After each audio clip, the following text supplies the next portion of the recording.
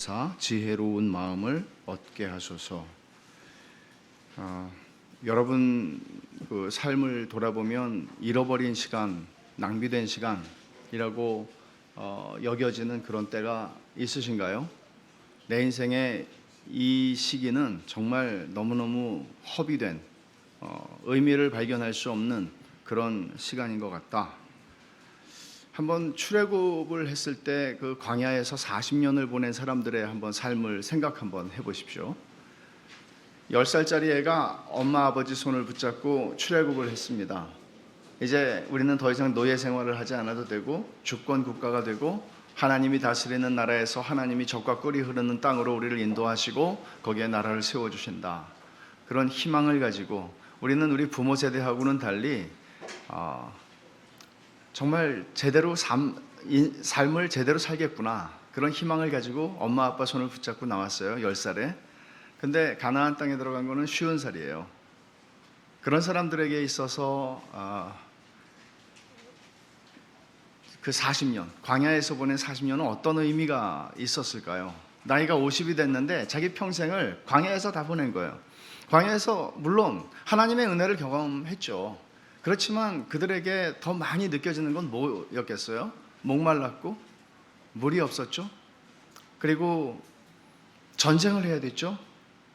이것뿐만이 아니라 자기들의 부모들의 세대, 나올 때 20살 이상 되었던 사람들은 광야에서 다 죽었어요. 수없이 많은 죽음을 목격해야 했어요.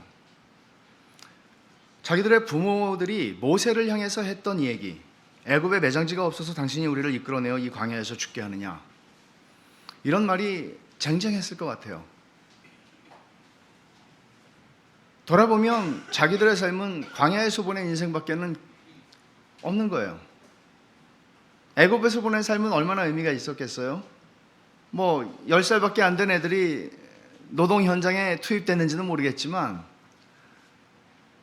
남의 나라에서 종살이하는 인생이라는 게 그게 얼마나 비참한 인생이었겠습니까? 자기들의 부모가 새벽같이 나가서 노예로서 노예 노동을 해야 하는 그런 삶을 그들은 어렸을 때부터 봐야 했을 텐데 말이죠. 그러니까 만약에 이스라엘 백성들이 가나안에 들어가는 것, 그게 그들의 지상 목표이고 그게 인생의 목적이고 그게 그들의 전부였다면 의미를 발견할래야 발견할 수가 없죠. 40년 동안 그런 고생을 했는데 그게 무슨 의미가 있겠어요?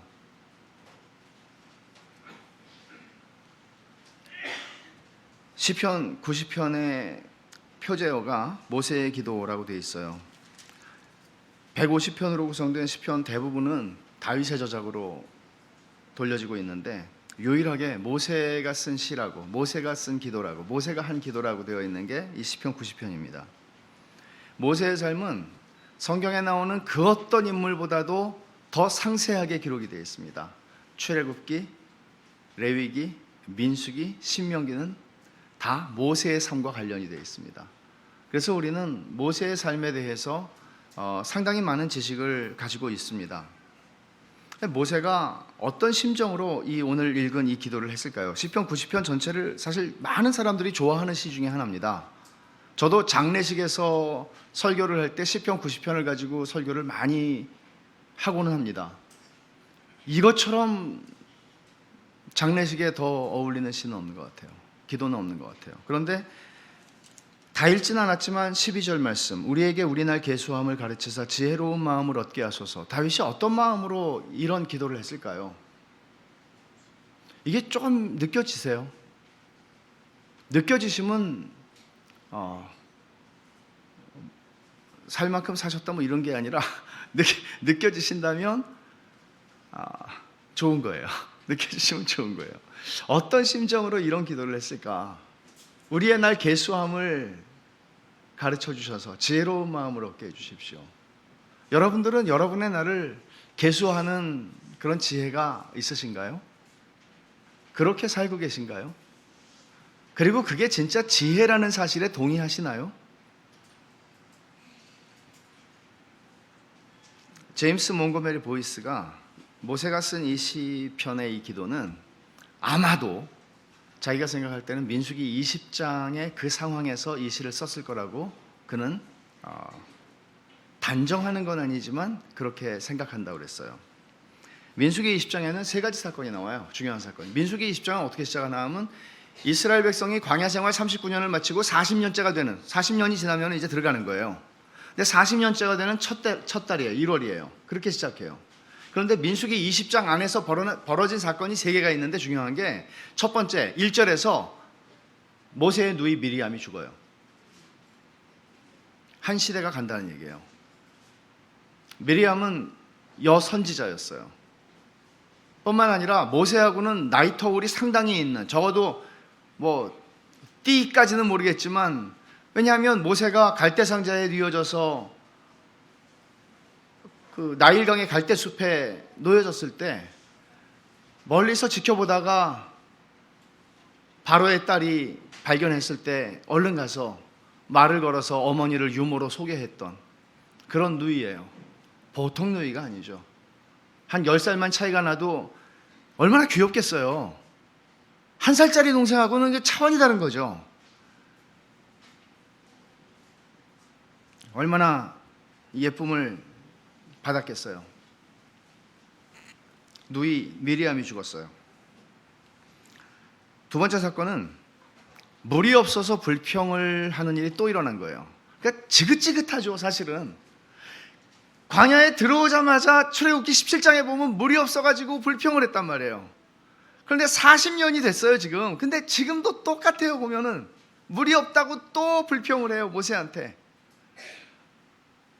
그러니까 하나님께서 모세야, 반석을 명하여 물을 내라 말씀하시는데 모세가 39년 참았던 이게 폭발을 했어요, 그날.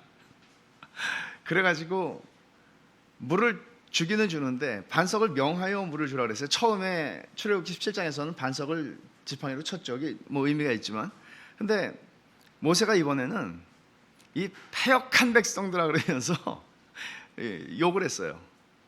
욕을 하고 반석을 2번이나 때렸어요. 그 막대기가 부러지지 않은 게 대단하죠. 반석을 2번이나 쳤어요. 그리고 이제 물을 준 거죠. 그 일로 하나님이 네가 나를 믿지 않았고, 첫째, 네가 나를 믿지 않았고, 두 번째, 나의 거룩함을 드러내지 않았기 때문에 너는 가나안 땅에 못 들어간다. 너와 너의 형 아론은 못 들어간다 그랬어요. 이 본문을 읽는 사람들은 아니 39년을 이렇게 고생을 하면서 하나님 편에 서서 하나님의 백성을 여기까지 데리고 왔는데, 아니 막판에 이 조그만 실수 하나 가지고 하나님 정말 너무하시네, 이렇게 사람들은 반응을 해요.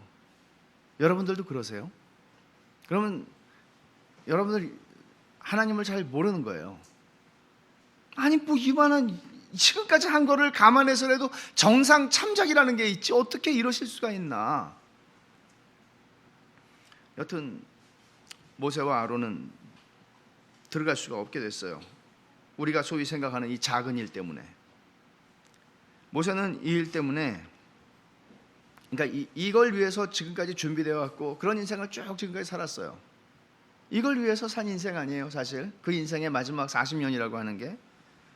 근데 들어갈 수가 없게 된 거예요. 지금 나이가 120살이에요. 형은 123살, 123살. 모세가 그냥 하나님의 뜻을 순수하게 받아들인 것 같지는 않아요. 신명기 3장을 한번 가보십시오.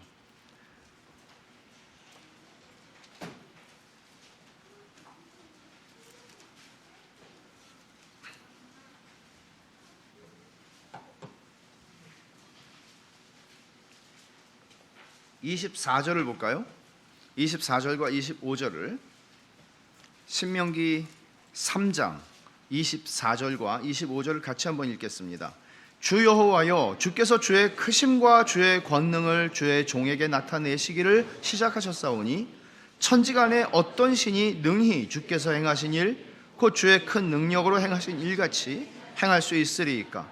구하옵나니 나를 건너가게 하사 요단 저쪽에 있는 아름다운 땅, 아름다운 산과 레바논을 보게 하옵소서 하되. 모세가 기도한 거죠. 하나님 제고해 주시면 안 되겠습니까? 이건 좀 아닌 것 같습니다. 좀 들어갈 수 있게 해 주십시오. 기도를 했어요. 네, 하나님이 거절하세요. 26절을 제가 읽습니다. 여호와께서 너희 때문에 내게 진노하사, 지금 이거는 회고를 하는 거예요. 그때 민수기 20장에서 있었던 일을 회고하면서 모세가 죽기 전에 유언처럼, 신명기는 지금 유언처럼 쓰고 있는 거거든요. 그래서 그때 내가 이렇게 하나님한테 기도를 했는데 너희 때문에 내게 진노하사 내 말을 듣지 아니하시고 내게 이르시기를 그만해도 족하니 이 일로 다시 내게 말하지 말라. 섭섭했을 것 같아요. 됐다. 그만 말해라. 그만 말해라. 하나님이 거절하신 사건이, 그러니까 이스라엘을 다 인도했는데 모세야 너도 못 들어간다. 이게 이제 두 번째, 민수기 20장에 있는 두 번째 사건이에요. 세 번째 사건은 아론이 죽어요. 누이 미리암이 죽는 것으로 민수기 20장이 시작해서 뒷부분에서는 아론이 죽어요. 그러니까 아론이 죽는 걸 보고 모세가 어떻게 느꼈을까요? 진짜구나. 하나님이 그냥 하신 말씀이 아니구나. 진짜구나. 나도 이제 끝이고, 나도 이제 죽어야 되는구나. 그런 생각을 했을 거예요. 그러니까 모세만 남았고, 굳이 더 수를 센다면 여호수아하고 갈렙도 남았죠. 그러나 40년 전에 애굽에서 나올 때 성인으로 20살 이상 된 사람들은 다 죽었어요. 다 죽었어요. 이런 상황에서 모세가 시편 90편의 이 기도를 드리고 있다는 것은 굉장히 느낌이 와요. 그러니까 제임스 몬고메리 보이스의 판단이 맞았는지는 우리가 단정할 수는 없지만 정말 그랬을 것 같아요. 여러분 한번 3절부터 6절을 제가 읽을 테니까 한번 눈으로 따라오면서 한번 보십시오. 3절부터 6절. 주께서 사람을 티끌로 돌아가게 하시고 말씀하시기를 너희 인생들은 돌아가라 하셨사오니 주의 목전에는 천년이 지나간 어제 같으며 밤의 한순간 같을 뿐임이니이다. 주께서 그들을 홍수처럼 쓸어 가시나이다. 그들은 잠깐 자는 것 같으며 아침에 돋는 풀 같으니이다. 풀은 아침에 꽃이 피어 자라다가 저녁에는 시들어 마르나이다.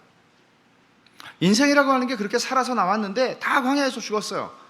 그리고 미리암도 아론도 죽었어요. 자기도 죽을 거예요.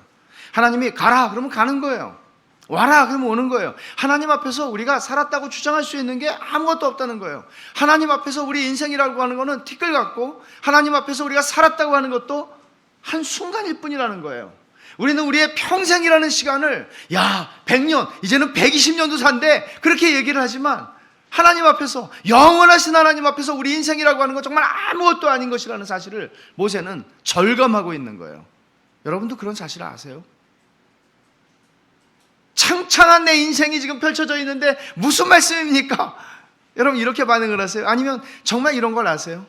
우리 인생이라는 게 하나님 앞에 티끌밖에는 되지 않고, 살았다는 것이, 우리 인생이라는 것은 영원하신 하나님의 그 영원함에 비하면 우리의 인생은 한순간에 불과하다는 것. 수많은 죽음을 본 모세에게 이 고백은 정말 그가 했음직한 고백인 것 같이 들립니다. 7절부터 11절을 제가 또 읽습니다. 우리는 주의 노에 소멸되며 주의 분내심에 놀라나이다. 주께서 우리의 죄악을 주의 앞에 놓으시며 우리의 은밀한 죄를 주의 얼굴빛 가운데 두셨사오니 우리의 모든 날이 주의 분노 중에 지나가며 우리의 평생이 순식간에 다하였나이다. 우리의 연수가 70이요 강건하면 80이라도 그 연수의 자랑은 수고와 슬픔뿐이요 신속히 가니 우리가 날아가나이다. 누가 주의 노여움의 능력을 알며 누가 주의 진노의 두려움을 알리이까. 모세는 광야에 40년 동안에 반역하고 하나님을 향해서 불신앙하고 이런 사람들이 죽어가는, 고라와 다단에게 속했던 사람들이 그 땅이 갈라지고 불 속으로 들어가는 그런 것들을 수없이 봤어요. 하나님이 진노하시는 것 앞에서 인간이 아무것도 할 수 없다는 것을 그는 너무나 처절하게 봤어요. 하나님의 노에 소멸되고 주의 분내심에 놀라는 인생들. 여러분들은 그런 걸 생각해 보셨나요? 우리는 그냥 법에 저촉되지만 않으면 되지, 이리저리 피해서 잘 인생을 살아가면 되지 라고 생각을 하나요? 아니면 하나님의 진노라는 것이 있다는 것을 여러분은 생각해 보셨나요? 광야에서 보낸 40년 동안 범죄하고 하나님을 대적하고 그렇게 한 사람들을 향한 하나님의 진노하심 앞에서 그 살아있었던 모든 사람들이 다 죽었어요. 살아서 나온 성인들이 다 죽었어요. 이런 죽음을 생각하면서 다윗이 이런 고백을 했을 것은 충분히 이해가 가는 그런 말씀들입니다. 여기서 이어진 게 오늘 우리가 읽은 12절입니다. 우리 날 계수함을 가르치사 지혜로운 마음을 얻게 하소서. 어떤 마음으로 모세가 이런 기도를 했을까? 어떤 심정이었을까? 우리의 날 계수함을 알게 하사 우리에게 지혜로운 마음을 얻게 하소서. 어떤 심정일까? 여러분들도 이 기도가 여러분의 기도로 삼고 싶으신가요? 우리의 날 계수함을 알게 하사 지혜로운 마음을 얻게 하소서. 나이가 70이 넘어서 알 게 아니라 이것이 우리가 20살에 15살에 우리의 인생을 살아가는 모든 날 동안에 이런 지혜로운 마음을 가지고 살 수 있다면 얼마나 좋을까요? 이게 어떤 의미로 다윗이 이런 말을 얘기한 것일까요? 단순히 하나님 나의 남은 수명을 알려주세요, 단순히 그냥 그런 기도는 아닌 것 같습니다. 시편 39편에서 다윗이 한 기도가 정확하게 모세의 이 기도의 의미를 드러낸다고 생각이 되는데, 시편 39편 4절과 5절을 한번 보겠습니다. 시편 39편 4절 5절 말씀 같이 한번 읽어보죠. 얼마 전에 제가 한 달도 안 된 것 같아요, 시편 강의 수요일 날 이 말씀을 설교했는데 39편 4절과 5절 같이 한번 읽겠습니다. 여호와여 나의 종말과 연한이 언제까지인지 알게 하사 내가 나의 연약함을 알게 하소서. 주께서 나의 날을 한 뼘 길이만큼 되게 하심에 나의 일생이 주 앞에는 없는 것 같사오니 사람은 그가 든든히 서 있는 때에도 진실로 모두가 허사뿐이니이다. 나의 종말과 연한이 언제까지인지 알게 하사, 이것도 내 수명을 알게 해달라는 거 아니죠. 하나님 제가 70까지는 살까요? 그걸 좀 가르쳐 주시면 제가 좀 계획을 세우는데 도움이 될 것 같은데, 그런 얘기를 하는 거 아니죠. 나의 연약함을 알게 하소서라는 거예요. 초점은 하나님 내가 연약한 존재라는 것을 알고 살게 해주십시오. 살다 보면 사람들하고 나를 항상 비교하기 때문에 내가 대단해 보일 때가 아주 가끔 있어요. 다 도토리 키재기를 하면서 나보다 못한 사람하고 나를 비교하면서 아이 그래도 내가 괜찮구나. 근데 뭐라 그래요? 나의 일생이 주 앞에서 없는 것 같고 나의 날을 한 뼘 길이만큼 되게 하셨다. 한 뼘이라는 건 이 한 뼘이 아니라고 그랬죠. 정확히 번역하면 이 손에 여기에요 7cm예요. 7cm. 물론 뭐 8cm도 있겠지만 7cm, 제가 재보니까 7cm예요. 저는 아무것도 아니에요, 인생이라는 게. 하나님 이런 인생인 걸 내가 알고 살게 해주십시오. 그래서 내가 아무것도 아니기 때문에 내가 하나님께만 내 소망을 두고 살고 싶습니다. 내가 앞으로 100년을 더 살 거니까 나에게는 소망이 있고 나에게는 뭔가 힘이 생긴다, 이게 아니고 내가 나의 남은 날이 얼만큼이냐에 상관없이 내가 얼마나 연약한 존재고 내가 얼마나 아무것도 아니고 하나님께 소망을 두는 존재라는 거, 이거를 내가 좀 알게 해주십시오. 너무나 다윗도 이 싸움을 하지 않은 사람 아무도 없어요. 모세도 다윗도 우리도 다 나에게 소망을 두기를 원해요. 내가 배운 거, 내가 공부한 거, 내가 뭐 성취한 거, 내가 잘하는 거, 내가 이런 것들에 우리의 소망을 둔다고요. 순간순간 우리는 그렇게 가요. 기독교 신앙이라고 하는 것은 나를 믿는 게 아니에요. 기독교 신앙은 우리의 소망을 하나님께 두는 거라고요. 그걸 지혜로운 마음을 얻게 하소서라고 모세는 기도를 하고 있는 겁니다. 한때 잘 나갈 수 있어요. 근데 한때 잘 나가는 걸 가지고 잘 나갈 때 마치 이게 영원한 것인 것처럼, 그렇게 하는 것처럼 세상에 어리석은 게 어디 있어요. 한때 잘 나가는데 그게 영원한 게 어디 있어요. 권력무상이죠. 영원한 게 세상에 어디 있어요. 근데 거기에 그걸로 나를 대단하게 여겨요? 정말 어리석은 것이죠. 모세는 가나안에 들어가기 전에 모세의 처음 40년을 한번 생각을 해보죠. 처음 40년이 우리에게 가르쳐주는 것은 올바른 믿음이 성숙을 보장하지 않는다는 겁니다. 여러분, 내가 지금 올바른 믿음을 가지고 있어요. 올바른 믿음의 도리를 배우고 있어요. 올바른 교리를 배우고 있어요. 그게 성숙을 보장하지는 않아요. 만약에 우리가 올바른 믿음은 올바른 지식을 근거로 하는 것이죠. 절대적으로. 근데 올바른 지식을 내가 가지는 것이 성숙을 보장한다면 신학교 3년 나오면 다 되는 것이죠. 그렇지만 그렇지 않습니다.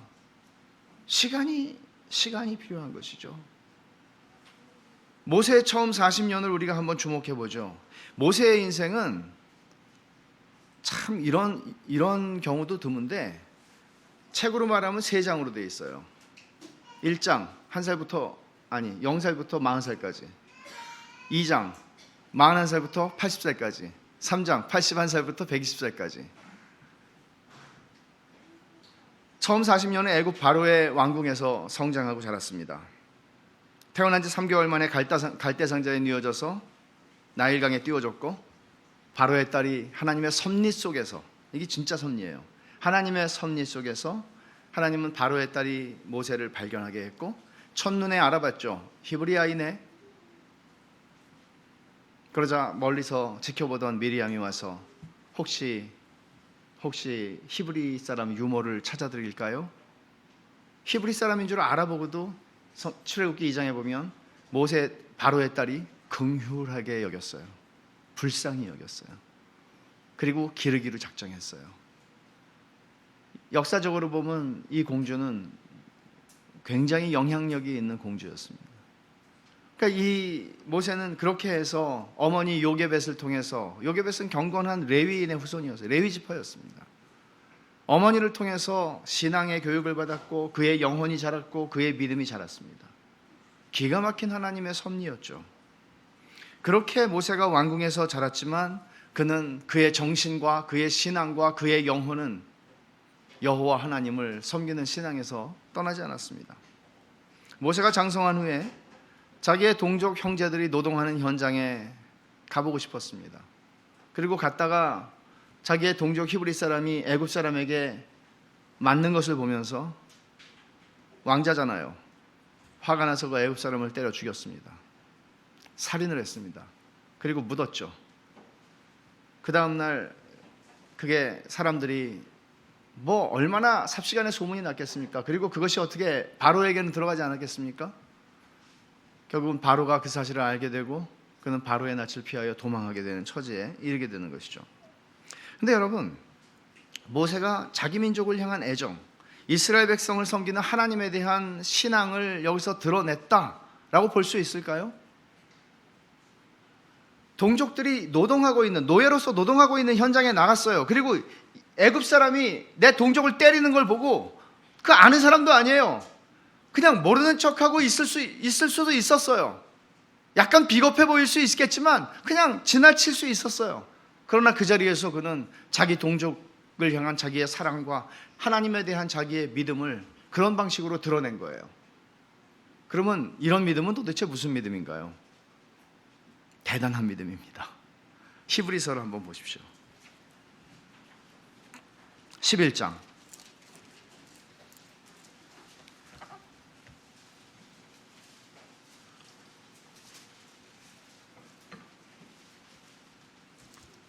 24절입니다. 제가 읽겠습니다.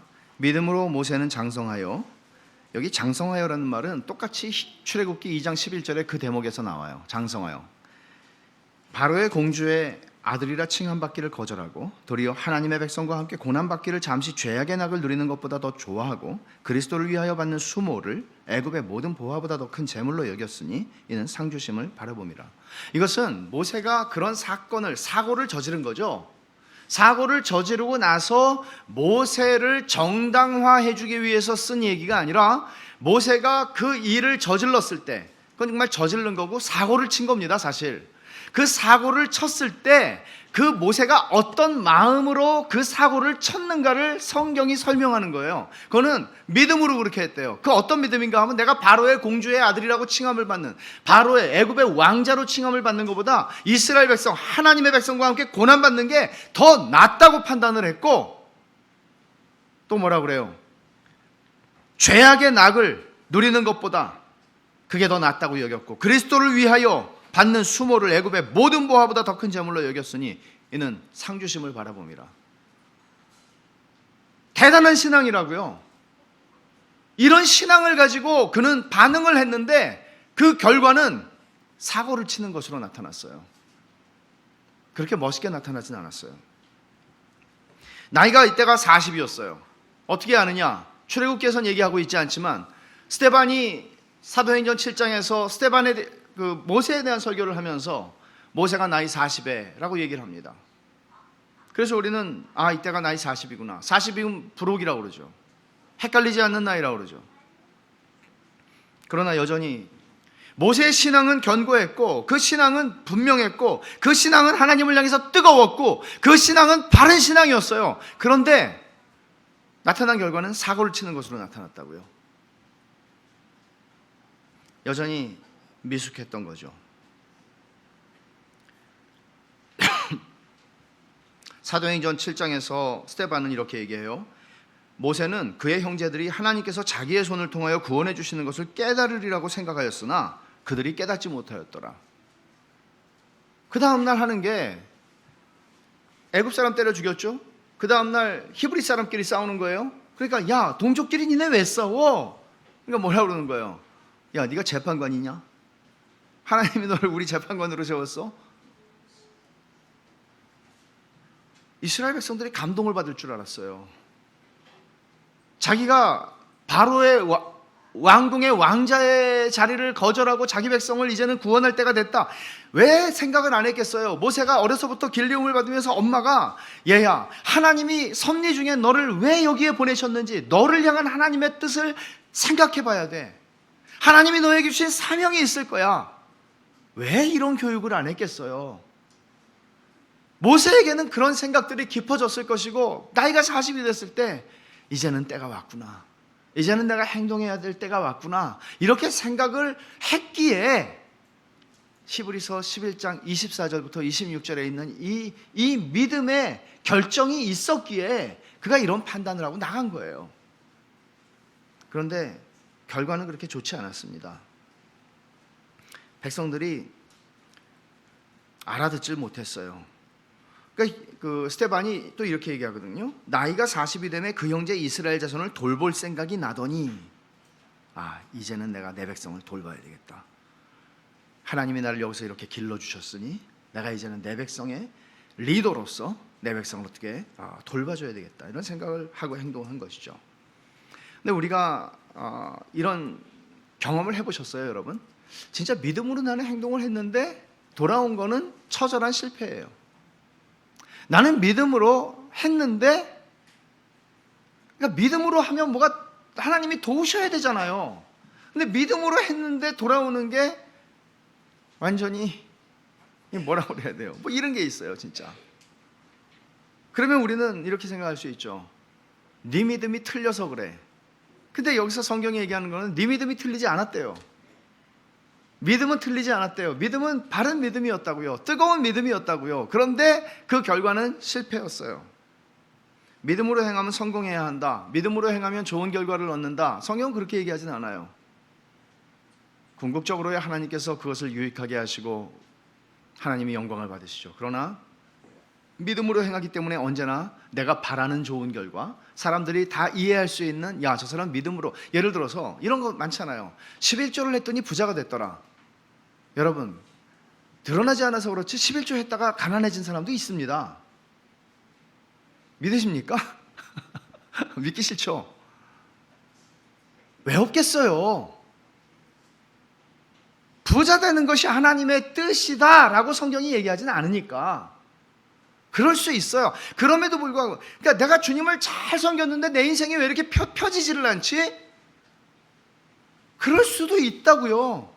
지금 모세를 보면은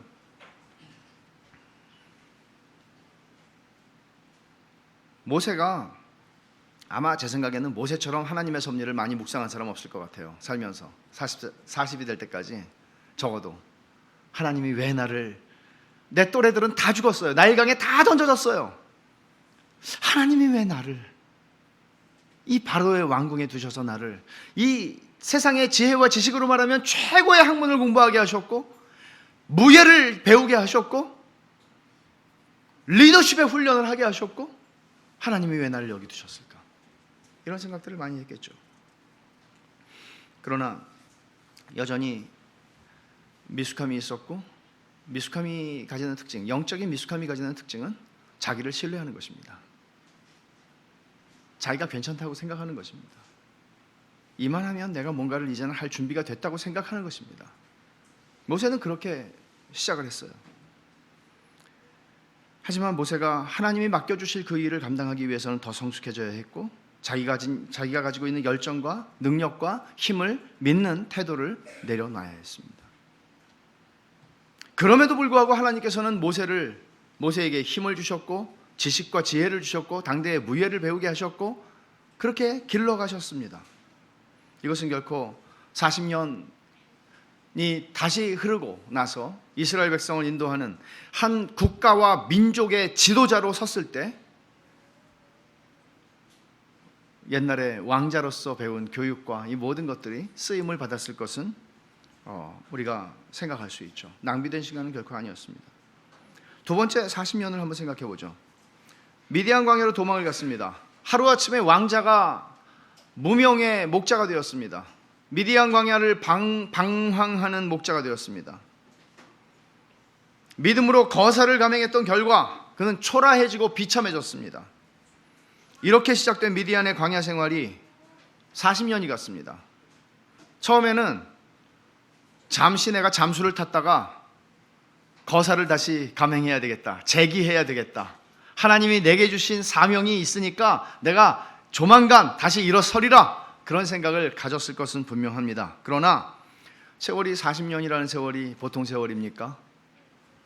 한 해 한 해 지나는데 도대체 뭔가 되는 조짐이 없어요. 그리고 자기는 늙어가요. 그러면서 재기의 소망은 점점 사라져 갔을 것입니다. 80세가 됐습니다. 80세 노인입니다. 이 사람에게 무슨 소망이 더 이상 있었을까요? 내가 내 민족을 구원하겠다는 소망이 80세가 된 사람에게 어떻게 아직도 남아있을 수 있겠습니까? 이제는 마지막을 준비하고 살아야죠. 그래서 우리가 시편 90편 10절에서 이 말씀이 참 가슴 절절히 들려지는 말씀이에요. 우리의 연수가 70이요 강건함은 80이라도 그 연수의 자랑은 수고와 슬픔뿐이고 신속기간이 우리가 날아가나이다. 강건하면 80이에요. 80이 됐어요. 모세가 진짜 강건했어요. 죽을 때 120살인데도 기력이 있었다고 그랬으니까, 쇠하지 않았다 그랬으니까 진짜 강건했어요. 근데 그게 자랑할 것이 아니라는 사실을 모세는 지금 얘기를 하고 있는 거예요. 고백을 하고 있는 거예요. 이렇게 젊은 날의 모든 것을 다 내려놓고 이제는 마지막을 기다리고 살아야 하는 나이 80에 평상시와 같이 자기 양도 아니에요. 장인어른 이드로의 양을 이제 목양을 하느라고 데리고 나갔어요, 광야로. 근데 멀리서 불붙는 가시떨기 나무가 보였고 그것을 보기 위해서 다가갔고, 거기서 하나님은 모세를 부르셨습니다. 아무것도 바랄 수 없는 노인이 된 모세를 부르셨습니다. 아마 42살 때 부름을 받았으면 모세가 드디어 때가 왔구나, 역시 하나님은 때를 놓치지 않으셔 라고 생각을 했을 겁니다.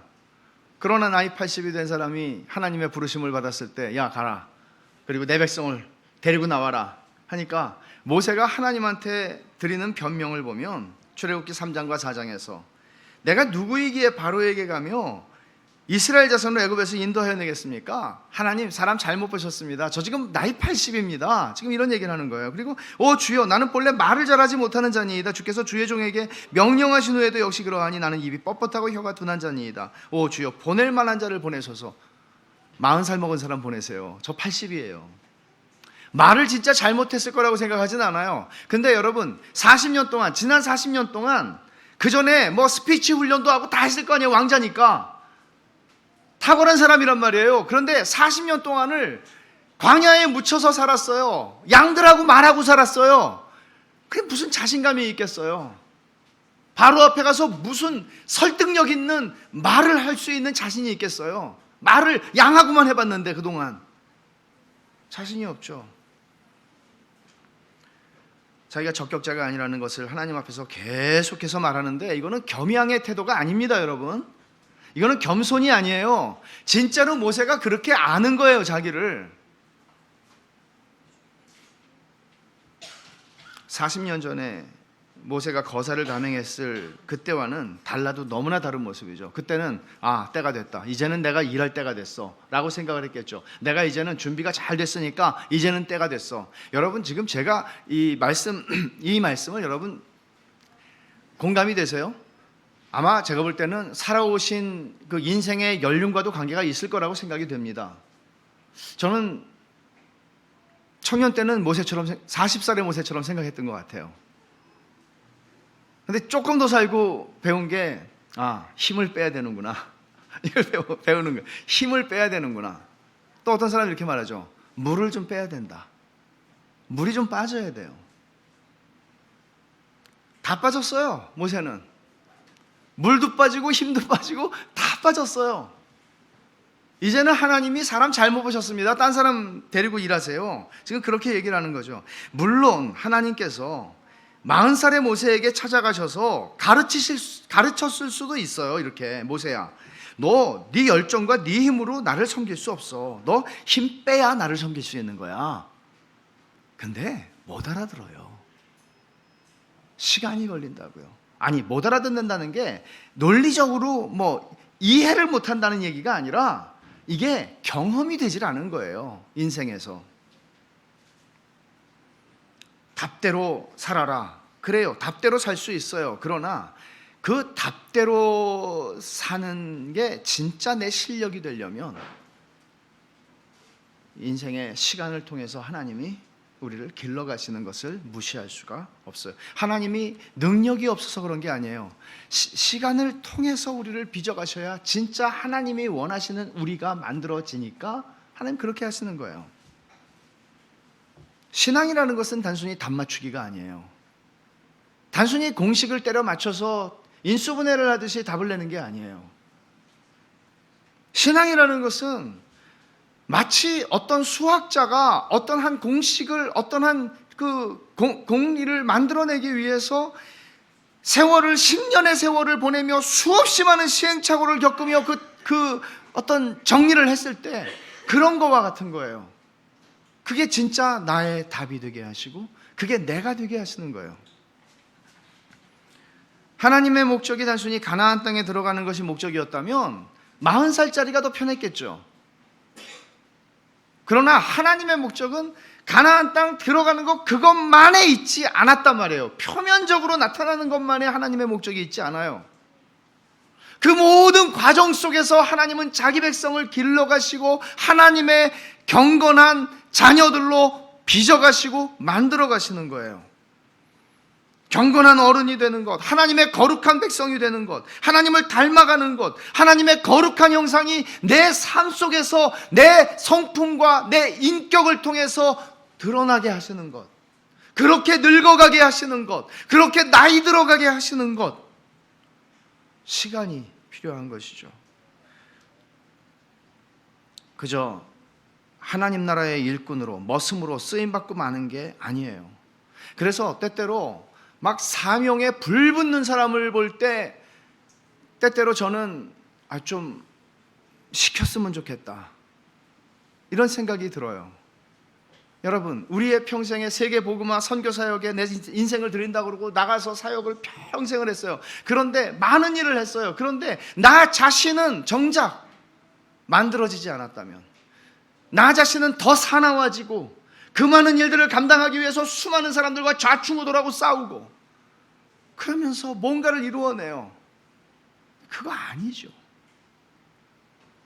우리 안에서 행하시는, 내가 하나님을 섬기는 그 일을 사용하셔서 그 일을 통하여 나를 만드시는 그런 하나님을 아셔야 돼요. 모세가 미디안 광야에서 40년 동안 무너져가는 동안에 하나님은 하루도 빼놓지 않고 모세 안에서 그 일을 행하신 거예요. 모세 안에서 불쑥불쑥 나오는, 억울해서 못 살겠네, 세월은 가는데 이거 뭐야 도대체, 이러는 나날 속에서 하나님이 그 일을 행하고 계신 거예요. 행하셨다고요.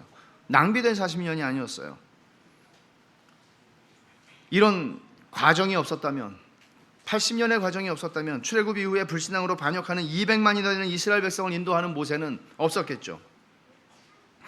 그렇게 오래 참고 기다려주고 위기의 순간마다 하나님 앞에 엎드려 나아가는 모세.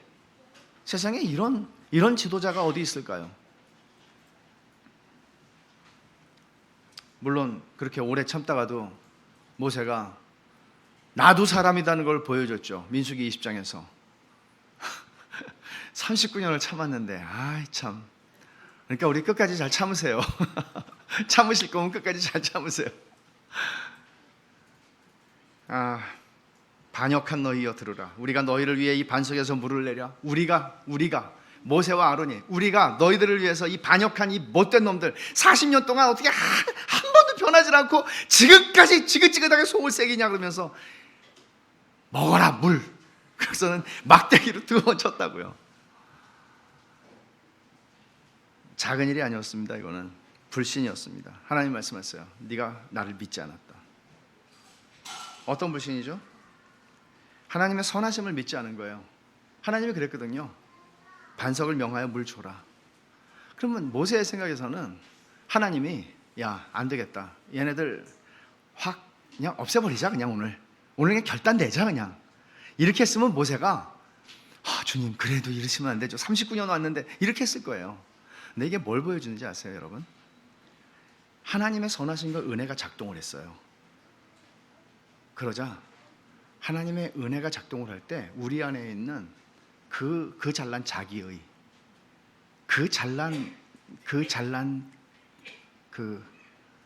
우리의 자기의가 작동을 하는 거예요.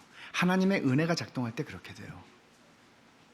아버지가 동생을 받아주자 형이 멀쩡히 자라다가 은혜가 작동하자 확 뚜껑이 열린 거예요. 아버지가 나한테는 염소 새끼 한 마리 잡아준 적이 없다가 하나님의 은혜가 작동하면 하루 종일 일 잘하고 갑자기 늦게 온 사람들이 돈 받는 걸 보고 그리고 나는 더 많이 받겠지라고 생각하고 있다가 하나님의 은혜가 작동하자 열이 받치는 거예요. 은혜의 폭로예요. 하나님의 선하심을 믿지 않았고 하나님의 은혜를 믿지 않았고 하나님의 선하심을 드러내지도 못했어요. 내 거룩함을 너희가 드러내지 않았다는 의미는 그런 의미라고 이해를 해요. 작은 일이 아니죠. 누가복음 12장에서 주님이 이렇게 말씀하세요. 주인의 뜻을 알고도 준비하지 아니하고 그 뜻대로 행하지 아니한 종은 많이 맞을 것이요 알지 못하고 맞을 일을 행한 종은 적게 맞으리라. 물론 많이 받은 자에게는 많이 요구할 것이요 많이 맡은 자에게는 많이 달라 할 것이니라. 모세의 이 작은 일은 작은 일이 아니었습니다. 이렇게 넘어진 모세지만 그의 마지막을 보면 신명기 33장에 보면 한번 가보시죠. 신명기 33장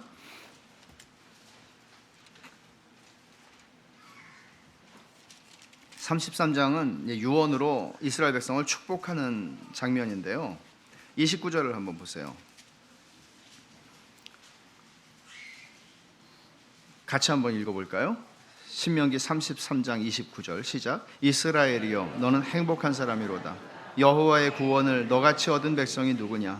그는 너를 돕는 방패시요 내 영광의 칼이시로다. 내 대적이 내게 복종하리니 내가 그들의 높은 곳을 밟으리로다. 이스라엘이여 너는 행복한 사람이로다. 여호와의 구원을 너같이 얻은 백성이 누구냐? 뭐가 바뀐 거죠? 이스라엘 백성을 보는 모세의 눈이 바뀐 거죠. 반역한 너희들아, 우리가 너희를 위해서 물을 내랴? 라고 얘기를 했었죠. 그런데 진짜 모세는 바뀌었어요. 여전히 그들은 그들이에요. 그런데 이 백성들을 보면서 모세는 너네 정말 행복한 사람이구나. 너네처럼 행복한 사람이 어디 있을까? 너희의 하나님이 이런 하나님이신데 세상에 너희같이 행복한 존재가 어디 있을까? 드디어 하나님의 눈으로 하나님의 선하심의 창으로 하나님의 백성을 보는 눈이 생긴 거예요. 그들이 변했을까요? 변했기 때문이 아니에요. 그들이 하나님의 백성이라는 것, 하나님의 부르심을 받은 존재라는 것 자체가 얼마나 행복한 건지를 드디어 그 눈으로, 하나님이 왜 이렇게 오래도록 참으시고 오래도록 그들을 기다리시는지를 하나님의 눈으로 보기 시작한 거예요. 너는 행복한 사람이로다. 모세는 시간 속에서 일하시는 하나님의 은혜로 백성을 보는 관점이 변했어요. 120년의 세월을 통해서 하나님은 그걸 만들어 가세요. 말씀을 맺기 전에 모세의 생애를 통해서 하나님이 주시는 중요한 교훈 한 가지를 되새기려고 하는데, 그것은 목적이 시간의 의미를 결정한다는 것입니다. 여러분의 인생이 그저 예를 들어서 성공하는 것이 여러분의 인생의 목적이라면 여러분들에게 잃어버려진 시간, 낭비된 시간은 꽤 많을 것입니다. 그러나 하나님께서 우리에게 주시는 우리 인생의 목적을 우리가 다시 한번 되새길 수 있다면, 그리고 그 목적이라고 하는 렌즈를 통해서 우리의 지나온 모든 삶들을 돌아본다면, 여러분들의 인생에서 암흑 같은, 칠흑 같은 어두움을 지난 적도 있고, 끝이 보이지 않는 터널 속을 통과하던 때도 있고, 때로는 죽음의 음침한 골짜기를 거닐었던 적들도 있을지라도 그 모든 것들이 결코 낭비된 시간도 아니며 무의미하게 허비된 시간이 아니라는 것을 여러분들은 볼 수 있을 것입니다. 목적이 시간의 의미를 결정합니다. 여러분이 만약에 하나님이 허락하지 않는, 하나님이 그다지 기뻐하시지 않는 목적을 여러분의 인생의 유일한 목적으로 삼고 가신다면, 여러분들의 인생의 시간은, 여러분들에게는 의미가 있을지라도 그 인생의 시간은 낭비되는 시간이 될 수 있습니다. 하나님은 실패하지 않고, 모세는 실패했지만, 모세는 사고를 치고 실패했지만 하나님은 실패하지 않으셨습니다. 그 사고를 통해서, 그 실패를 통해서 하나님은 당신의 일을 한치의 오차도 없이 행하고 계셨습니다. 당신의 사람으로 모세를 만드셨습니다. 모세의 힘을 빼는데, 오직 하나님을 의지하게 하는데 80년이 걸렸습니다. 우리의 알량한 자존심, 자기 신뢰, 열정과 힘, 이것들이 빠지는 거 그렇게 쉽지 않습니다. 수없이 반복되는 기다림과 낙심을 통해서 우리는 내려놓습니다. 그게 뭐 내려놓는다고 해서 내려놔지지 않아요. 내가 이만한 사람인데 이만한 대접은 받아야지, 이런 생각들이 다 버렸다고 생각하는 사람들 안에서도 불쑥불쑥 일어나는 거예요. 내가 이 대접받고 살 사람 아닌데, 그런 생각 여러분 어디 가서 해보셨어요? 그런 생각이 들 때가 있는 거예요. 그러니까 얼마나 주님이 나를 따라오려거든 자기를 부인하고 십자가를 지고 나를 쫓아오라고 그랬죠. 그럼 우리 이렇게 생각하죠. 쉽게 우리 대학교 때 제자 훈련 받았을 때, 자기를 부인해야 되는구나, 대가를 지불해야 되는구나, 대가를 지불하지 뭐. 근데 살면 살수록 뭘 배워요? 내가 자기를 부인한다는 게 그렇게 안 되는 질긴 인간이라는 것을 보는 거예요. 십자가를 진다는 게 그렇게 안 되는 인간이라는 것을 보는 거예요. 그렇게 질기고, 그렇게 죄악되고, 그렇게 반역적이고 불신앙으로 내 인생을, 내 주관과 내 자존심과 내 이름을 가지고 살아가려고 하는 내 속에 불쑥불쑥 일어나는 그 죄성을 보는 거예요. 내가 얼마나 자기 부인을 못하고 사는 존재인지를 보는 거예요. 자기 부인이 결단으로 되지 않는다는 것을 경험하는 거예요. 수없이 많은 실패와, 영적인 실패와 좌절을 경험해 가면서 하나님은 우리를 길러가세요. 낭비된 시간도, 잃어버려진 시간도 아니에요. 이래가지고야 내가 주님을 섬기겠나. 저는 선교지에 있을 때 신혼에 선교지 수마트라에서 살면서 그런 생각을 했어요. 부부싸움도 많이 했어요. 그러면서 울려고 내가 왔나, 공감이 되는 수많은 순간들을 보냈어요. 내가 주님 섬기러 왔는데 왜 나는 이 모양 이 꼴이지? 왜 사는 게 힘들지 이렇게? 근데 그렇게 해서 하나님은, 그러니까 제 인생의 목적은 인도네시아 사람들을 하나님께 인도하는 것이었어요. 근데 하나님은 또 다른 목적을 하나를 더 가지고 계셨단 말이죠. 저의 그 무의미해 보이는 마치 내가 식충이처럼 보이는, 성교비 받아서 밥만 먹고 사는 것처럼 보이는 그 불안함과 그 만족스럽지 못한 삶 속에서 하나님은 저를 빚어가고 계셨다고요.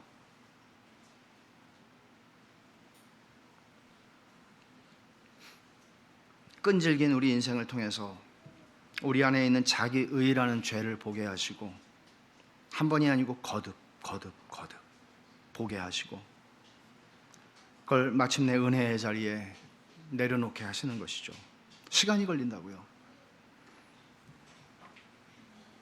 근데 그렇게 하는 그 과정은 하나님이 지치지 않고 우리에게 당신의 선하심을 알게 하시고 깨닫게 하시고 느끼게 하시고, 우리에게 그 선하심을 끝까지 지치지 않고 베풀어 주심으로써 우리가 하나님의 선하심 앞에 굴복하게 하시는 거예요.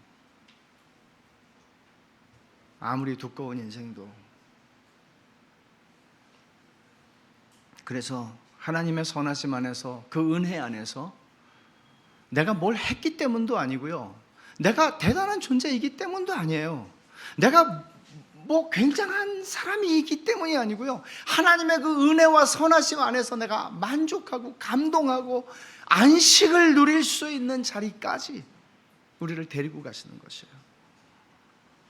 그러니까 자괴감도 들고 자기 비하의 감정, 자포자기하는 심정, 그런 자리에 있을지라도 기억해야 하는 것은 끝이 아니라는 거예요. 끝이 아니에요. 지금도 하나님은 그 속에서 내 안에서 일하고 계시는 거예요. 내가 깊은 낙심을 하고 있는 그것조차도 하나님의 일하심의 증거라고요. 하나님의 백성에게는 그래요.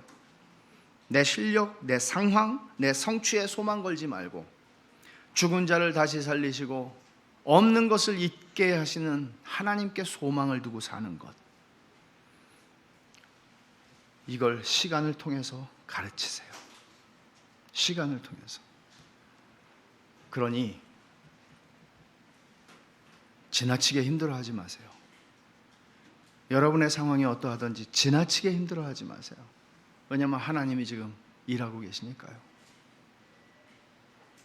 그리고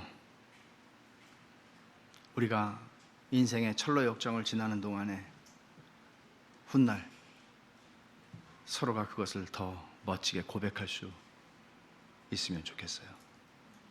그때 굉장히 힘들었는데 하나님이 정말 놀랍게 하셨다고 기도하십시다. 하나님 아버지, 감사합니다. 저희들은 실수투성이, 자기들을 믿고 자기 능력, 자기 실력 믿고 살 때가 너무나 많은데, 하나님께서는 그것이 아니고 죽은 자를 살리고 없는 것을 있게 하는 나를 믿고 사는 것이다. 자기를 부인하여라. 십자가를 지고 나를 쫓아와라. 십자가의 도, 죽음 가운데에서 그 아들을 다시 살리신 하나님의 능력을 믿는 것, 이 믿음을 저희에게 오늘도 가르쳐 주시니 감사합니다. 하나님 아버지, 십자가에 달려 죽으신 예수 그리스도에게서 절망이 아니라 소망을 볼 수 있게 하셨으니 저희에게도 그런 소망을 오늘도 품고 하나님께 그 소망을 두고 힘을 내어 사는 저희가 되게 하여 주옵소서. 예수님 이름으로 기도하옵나이다. 아멘.